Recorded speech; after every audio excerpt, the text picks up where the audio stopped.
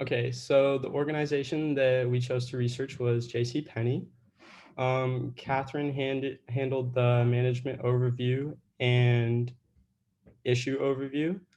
Rachel went into detail about the issues and analyzed them, and Taylor focused on our issue recommendations.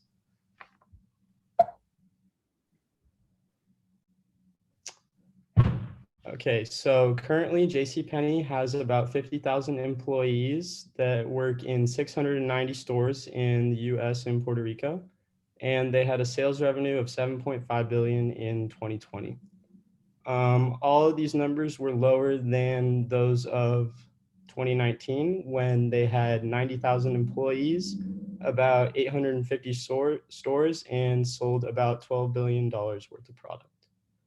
The majority of their sales derive from clothing products. As you can see in this graph right here, in 2019, over 50% of their sales revenue came from men's apparel and accessories, women's apparel, and women's accessories. JCPenney operates in the retail industry, which is extremely competitive, where their main competitors are Kohl's, Walmart, and Amazon. In May 2020, JCPenney filed for bankruptcy, but they emerged in December of that year when they were acquired by Simon Property Group, which is a corporation that owns malls around the country. So their motives for acquiring them were more selfish rather than charitable. And here's a video that kind of describes how JCPenney fell from the top. This is the JCPenney department store in Hurst, Texas. Unveiled in 2019, the remodeled store includes style coaches, fitness classes, and a coffee bar. It represents the latest strategy that JCPenney has deployed in an effort to draw in customers. JCPenney rose to prominence as a national retailer by addressing the middle class, but analysts say the retailer's costly shifting strategies have failed to attract the modern middle-class customer, leading the company to file for bankruptcy. With so many Americans staying home because of the coronavirus crisis, sales across the retail industry have plummeted, creating an uncertain future for many retailers. Here's how JCPenney fell from the top of retail. JCPenney was founded in Kemmerer, Wyoming in 1902 by James Cash Penney. The first store was named the Golden Rule and catered to farmers by selling blue jeans and other workwear.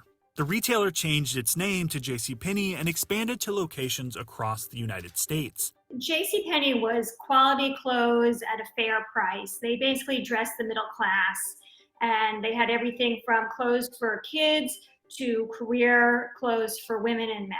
In 1958, it began allowing customers to make purchases on credit. And in 1963, JCPenney released its first catalog. Well, they sort of came up during the era when shopping malls were populating the country. They were sought after by mall developers to be anchors. They developed these private label brands like Arizona Jeans and Worthington that customers just loved. The retailer's stock price rose throughout the 1980s and 90s. But with the rise of fast fashion and e-commerce, retailers like JCPenney have faced problems in recent decades. Particularly retailers in the middle that were neither high nor low found themselves, in distress. JCPenney hired former Apple executive Ron Johnson in 2011. As CEO, Johnson scaled back promotions and discontinued private brands. He had run Apple's retail stores and been very successful, making Apple, a very hot place to shop. He shifted to an everyday low price strategy, which sounds good in theory, but it turns out customers really like deals. Then former Home Depot executive Marvin Ellison took charge in 2015. He brought back appliances to the store, a product category JCPenney hadn't sold since 1983. Appliances, it's a whole different business. It's different distribution, it's different skills, it's lower margin. And as Penny really focused on rolling out appliances, it took its eye off apparel, which is where it makes the bulk of its money. Between 2014 and 2018, JCPenney only had 3 profitable quarters.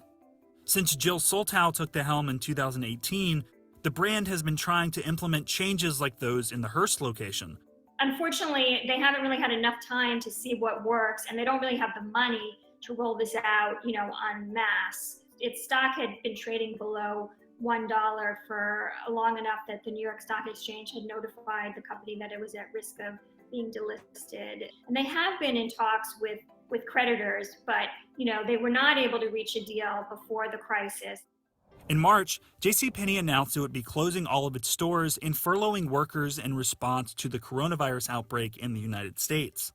In April, Fitch downgraded the company's bond rating, which was already in junk territory. And soon after, the company announced it would skip an interest payment owed to bondholders. All its stores are closed. It's lost most of its revenue. What is the inventory going to be worth when they can actually get around to selling it? I mean, there are a lot of unknowns that just make the whole process more difficult. That sort of middle of the road department store has really lost favor, and you need to really define who you are. This sort of like trying to be everything to everyone is not a game you can play in today's world.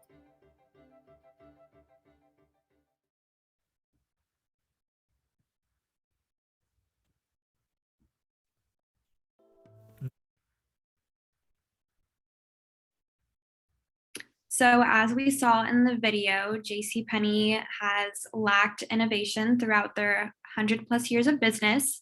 That's what we described was the main issue that they had, their lack of innovation to change with the times of fast fashion and other department stores. We said that the main issues was the lack of differentiation and specialization from competing competitors. And differentiation is having a unique product or service customers value. And then specialization is focusing on a niche market by their unique product or being the lowest cost producer for the product quality, which is cost leadership.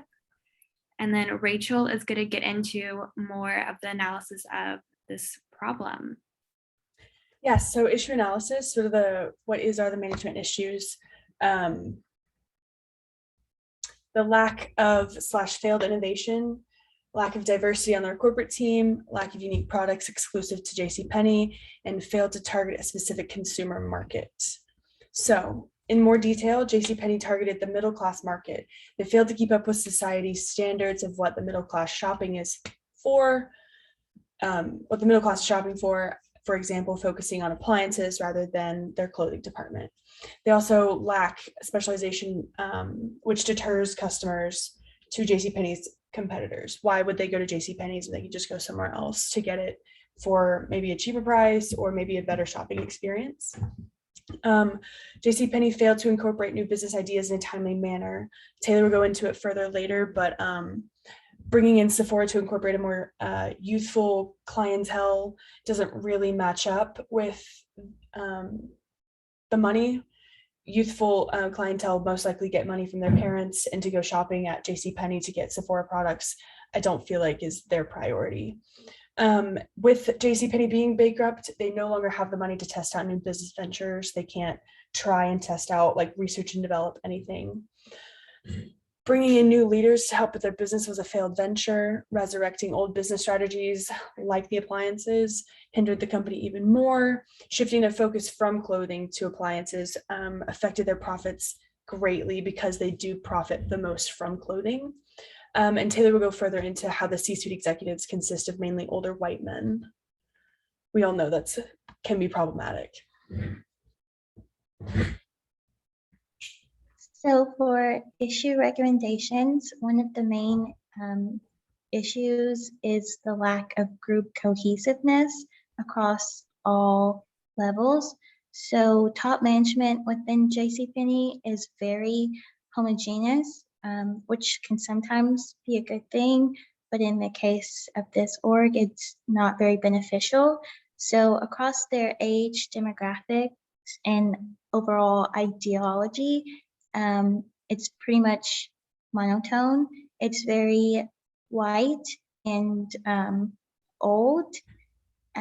So by fixing these things, this will help them resurface and help with their specialization and innovation. So when you don't have a lot of diversity, that can lead to an echo chamber and groupthink, since everyone within the group thinks likewise. There's no one to offer new ideals. So by bringing in younger execs and people of different backgrounds and ages, this will help them reach the target audience that they're looking for. So if they're looking for a younger audience, they should have younger people on their exec that is keeping up with the current trends. Also, when you fix the group cohesiveness, that will lead to being more proactive than less reactive, which I'll go to in depth on the next slide. So JCPenney in the past year, in an attempt to save themselves from bankruptcy, has been very reactive and trying to stay relevant. The first example is their attempt to amplify Black voices. So following the end of their contract with Sephora, they focused on bringing in Black-owned businesses and Black-owned products, which was piggybacked off of Sephora wanting to leave the failing organization, as well as George Floyd's death in 2020. There was no one on the exec prior to, where did it go? Oh, sorry, my computer did something weird, but there was no one on the exec prior to this movement to recommend amplifying Black voices. So this seems very reactive and kind of just like top execs following a trend and following current movements rather than being the first one to take that step. Another example of this is their incorporation of adaptive clothing into their retail.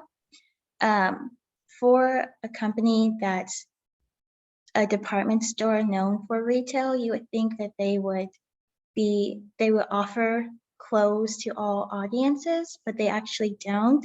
They didn't think of adaptive clothing until one of their major competitors, Tommy Hilfiger, did it and got lots of praise for it in 2017. And following that praise, that's when JCPenney thought to include adaptive clothing into their line. However, if they had a more diverse exec, they would be able to brainstorm all of these ideals and reach out to a larger audience. Next slide, please. And then another recommendation we have is to reconsider the organizational structure and the distribution of power. So the top image is JCPenney's old organizational chart, and the bottom image is their working chart right now following bankruptcy. So as you can see at first glance, the chart looks very horizontal, but in fact, it's a combination of being both horizontal and vertical. While there aren't a lot of top exec members, there's an unequal distribution of power. So some of the exec members have about 5 to 6 people that report to them, while others have no one that reports to them and they just report to like a CFO. So fixing this distribution of power would not only help with communication within the org, but it will also help with being more proactive and being able to reach different audiences.